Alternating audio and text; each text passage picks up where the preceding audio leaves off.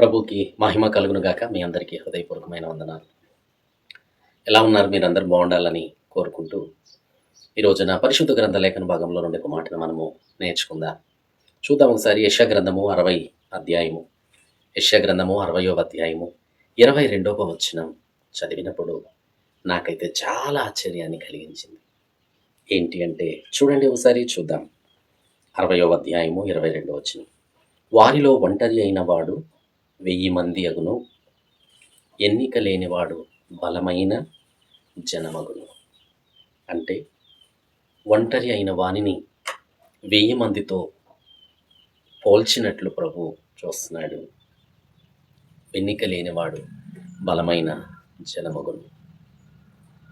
చాలామంది నేను ఒంటరిదాన్ని, ఒంటరివాణ్ణి, నాకెవరు తోడు లేరు, నాకు అది లేదు, ఇది లేదు, నేను ఒంటరిదాన్ని, నా పక్షాన ఎవరూ లేరు, నా వైపు ఎవరూ మాట్లాడట్లేదు, నన్ను పట్టించుకునే వాళ్ళు లేరు, సరిగా నాతో ఉన్నటువంటి వాళ్ళు ఎవరూ కూడా ఉండట్లేదు. ఎందుకు ఇవన్నీ చెప్పడం? ఎవరుండాలి నీతో? పుట్టేటప్పుడు నీతో పాటు ఎవరైనా పుట్టారా? చనిపోయేటప్పుడు మళ్ళా మనతో ఎవరైనా చనిపోతారా? ఒకవేళ అది ఎవరైనా ఉన్నారు, నీతో పాటు చనిపోయే వాళ్ళు ఎవరైనా నీ పక్షంగా ఉన్నారు అంటే ప్రభువైన యేసుక్రీస్తు మాత్రమే. నిజమే, ఆయన లోకమును ఎంతో ప్రేమించను కాగా తాను అద్వితీయ కుమారుడైనటువంటి కుమారుని మన కొరకు బలిగా అర్పించిన గొప్ప దేవాతి దేవుడు. ఆయన మన కొరకు ప్రాణం పెట్టినవాడు. అందుకే ఒంటరిని అని ఎప్పుడు ఫీల్ అవ్వద్దు.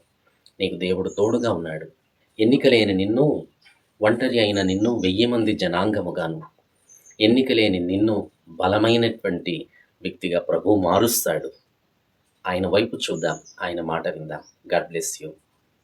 దేవుడు మిమ్మల్ని దీవించుగాక. ఆమేన్.